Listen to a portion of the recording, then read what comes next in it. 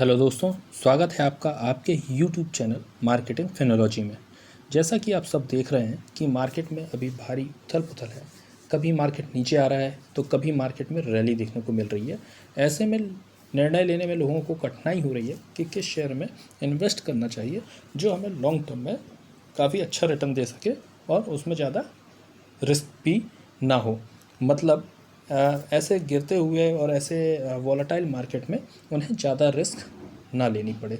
तो दोस्तों, आज मैं बताने वाला हूँ ऐसे दो शेयर्स के बारे में जो धीरे धीरे करके आपको लेते रहना चाहिए। बाज़ार में रैली या मार्केट के गिरने से इनमें बहुत ज़्यादा फर्क नहीं पड़ेगा और रिस्क काफ़ी कम होगी।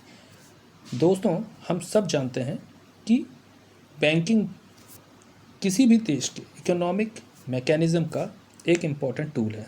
इकोनॉमी में मनी चैनलाइज करने के लिए बैंक्स की महत्वपूर्ण भूमिका होती है।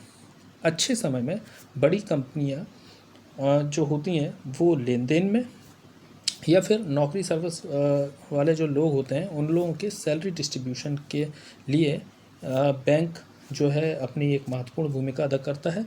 तो वहीं बुरे समय में राहत राशि चाहे सरकार को जनता के सहयोग से राहत राशि इकट्ठी करनी हो और या फिर राहत राशि का वितरण ज़रूरतमंद लोगों को करना हो, इन सारे कामों में बैंक का जो रोल होता है वो बहुत ही महत्वपूर्ण होता है।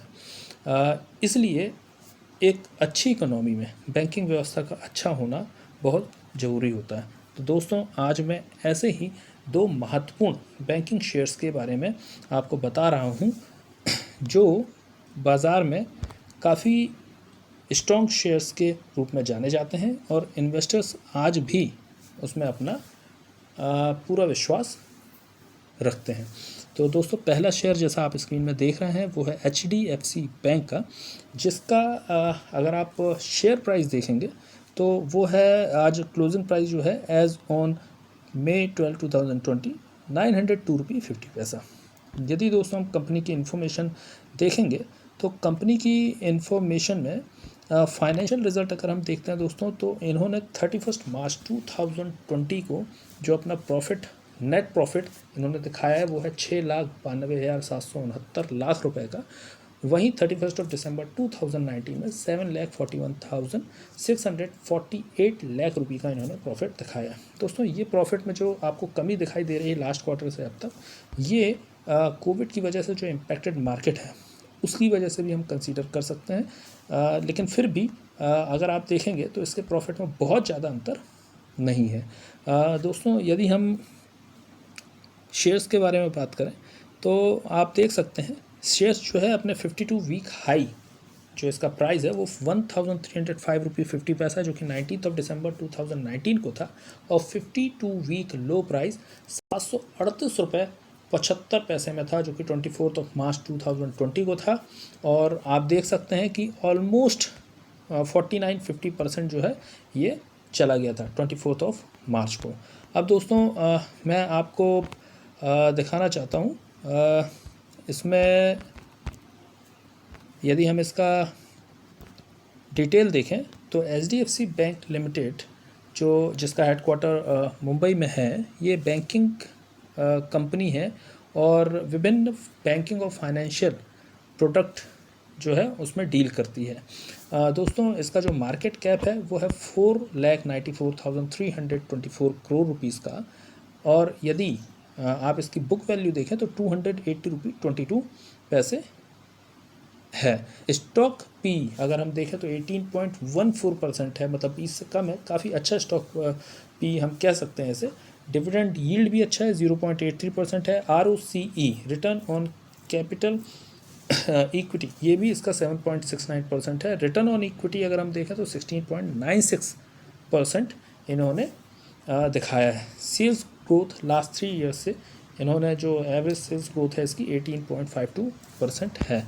अब दोस्तों, यदि हम चार्ट पैटर्न देखते हैं इस शेयर का तो आप देख सकते हैं मैंने मैक्सिमम रखा हुआ है फ्रॉम द इंसेप्शन। अगर हम देखें यहाँ पर तो चार्ट पैटर्न कंटिन्यूसली आप देखिए ऊपर की तरफ है, मतलब इसका जो ट्रेंड है वो बुलिश ही दिखा रहा है। मतलब कंटिन्यूसली ये शेयर जो है इसने अपने प्राइस में हाइक रखी है और इसीलिए ये शेयर ज़्यादा किफ़ायती होता है दोस्तों कि अगर आप आज इसमें इन्वेस्ट करते हो तो डेफिनेटली ये जो चार्ट पैटर्न है ये हमें ये दिखाता है कि आगे भी अगर यही परफॉर्मेंस सस्टेन करता है बैंक तो आगे भी ये इसी तरीके से जो ट्रेंड है वो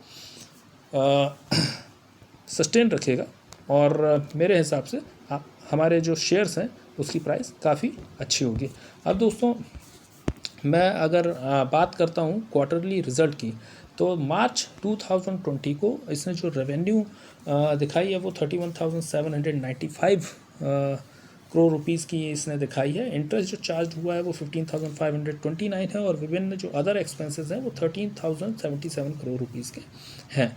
वहीं अदर इनकम जो इन्होंने दिखाई है, अगर आप अदर इनकम देखेंगे तो इन्होंने 6,492 की अदर इनकम इन्होंने दिखाई है और इस तरीके से इसका जो नेट प्रॉफिट है वो दोस्तों देखिए 7,280 रुपीज़ का नेट प्रॉफिट इन्होंने मार्च 2020 में किया है। यदि हम इसमें देखिए प्रॉफिट में देखें अगर हम तो इनका जो जून का जो प्रॉफिट है जून 2019 में 5,676 करोड़ रुपीस का जो है इन्होंने प्रॉफिट दिखाया था। वहीं सितंबर 2019 में 6,638 करोड़ का था और दिसंबर 2019 में 7,660 करोड़ रुपीस का इन्होंने प्रॉफिट दिखाया है।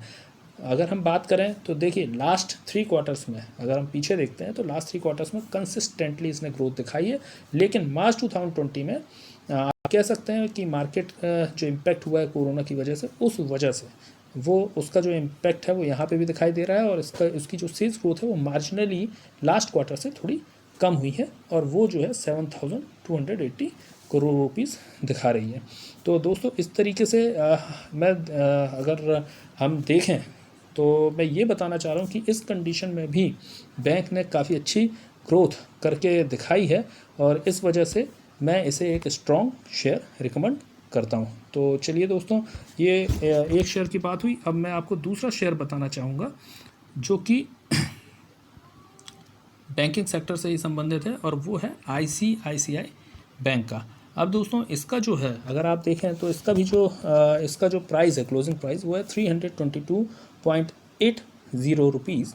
यदि आप कंपनी इन्फॉर्मेशन की बात करें तो यहाँ फाइनेंशियल रिजल्ट जो इन्होंने 31 मार्च 2020 को इन्होंने मतलब 31 मार्च 2020 के हिसाब से जो इनका नेट प्रॉफिट है वो है 1,22,136 लाख करोड़ रुपीस का।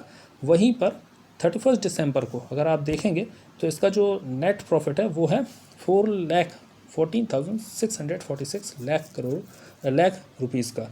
तो दोस्तों मेरे हिसाब से ये कंपनी भी प्रॉफिटेबल इसने भी अपने आप को एज़ पर 31 मार्च 2020 प्रॉफिटेबल दिखाया है। इसका जो 100% शेयर है वो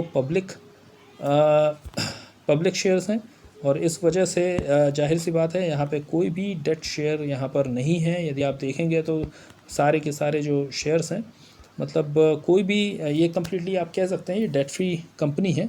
यदि हम दोस्तों बात करें तो 52 वीक हाई अगर जो शेयर प्राइस है वो 552 रुपये 20 पैसा है एज़ ऑन 30 दिसंबर 2019। वहीं 52 वीक लो जो शेयर प्राइस है वो 268.30 पैसा था जो कि 24 मार्च 2020 को था। अब इस हिसाब से यदि मैं आपको दोस्तों मैं चार्ट पैटर्न यदि आपको दिखाऊं तो आप देखें चार्ट पैटर्न में मैं बात करूं तो देखिए दोस्तों ये भी जो है मैक्सिमम इसका भी अगर आप चार्ट पैटर्न देखेंगे तो कुछ HDFC की तरह ही दिख रहा है। कंसिस्टेंसी इसने भी दिखाई है, कंटिन्यूसली ग्रोथ दिखा रहा है। इस तरह हम ये उम्मीद कर सकते हैं कि अगर हम आज कभी भी इसमें हम इन्वेस्ट करते हैं तो ये अगर सेम तरह से परफॉर्म करता है तो आगे भी हमें इसमें अच्छी ग्रोथ देखने को मिलेगी। यदि हम दोस्तों मार्केट कैपिटलाइजेशन की बात करें तो 2,07,994 करोड़ रुपीज़ की मार्केट कैपिटलाइजेशन है और बुक वैल्यू उसकी 176.46 रुपीज़ है। स्टॉक पी जो है 21.74 है एज़ पर HDFC बैंक। थोड़ा सा पी जो है इसका हाई है। डिविडेंड यील्ड जो है HDFC बैंक के मुताबिक थोड़ा कम 0.31% है। ROCE 4.82% है। वहीं रिटर्न ऑन इक्विटी 3.78% है। सेल्स ग्रोथ HDFC के मुकाबले काफ़ी कम है जो कि 6.68 परसेंट इन्होंने दिखाई है। अब दोस्तों मैं बात करता हूँ इनके क्वार्टरली रिजल्ट की। तो यदि आप देखें तो इन्होंने रेवेन्यू जो है एज़ पर मार्च 2020 वो 21,741 रुपीज़ दिखाई है। वहीं इंटरेस्ट चार्ज इनको हुआ है 11,025 करोड़ रुपीज़। अदर एक्सपेंसेस जो इन्होंने दिखाए हैं वो 27,119 करोड़ रुपीज़ के दिखाए हैं। अदर इनकम में इन्होंने 18,381 करोड़ रुपीज़ का अदर इनकम इन्होंने दिखाया है। तो यदि हम देखें तो इनका जो प्रॉफिट होता है 1977 करोड़ का होता है बिफोर प्रॉफिट बिफोर टैक्स। और यदि हम 18% जो टैक्स है वो डिडक्ट यहाँ पे देख रहे हैं जैसा किया गया है, तो उसके बाद इसका जो प्रॉफिट है 1251 करोड़ के दरमियान होता है। तो दोस्तों ऐसी कंडीशन में इस शेयर ने भी मतलब अपनी प्रॉफिटेबिलिटी दिखाई है और ये कंसिस्टेंटली ग्रोथ कर रहा है, जो कि इसके चार्ट पैटर्न से हमें दिखता है। तो ये दूसरा शेयर है बैंकिंग का जिसे मैं रिकमेंड करता हूँ कि हम इस शेयर में भी इन्वेस्ट कर सकते हैं। दोस्तों मेरे मुताबिक जो है कभी भी शेयर्स को इकट्ठा नहीं खरीदना चाहिए, क्योंकि हमें ये नहीं पता होता है कि किसी भी शेयर का जो बॉटम है वो कहाँ तक जाएगा।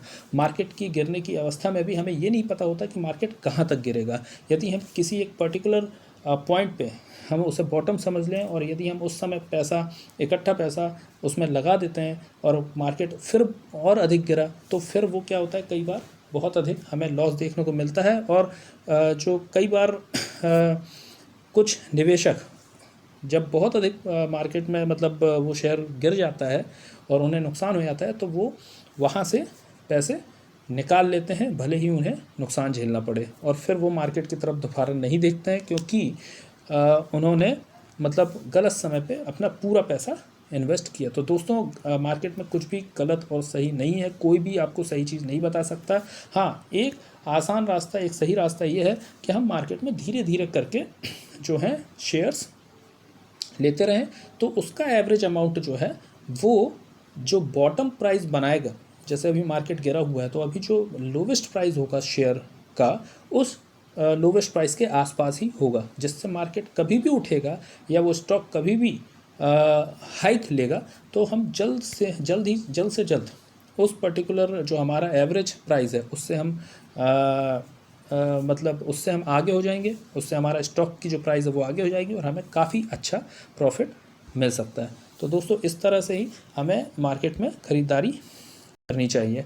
दोस्तों ये रही मेरे बैंकिंग के 2 शेयर्स जिनके बारे में मैं आपको बताना चाह रहा था। अगर आपको वीडियो अच्छी लगी तो प्लीज़ लाइक शेयर सब्सक्राइब ज़रूर करें। यदि कोई डाउट है तो कृपया करके आप कमेंट बॉक्स में कमेंट करें और पूछें, मैं कोशिश करूँगा कि जल्द से जल्द उसका जवाब दूँ।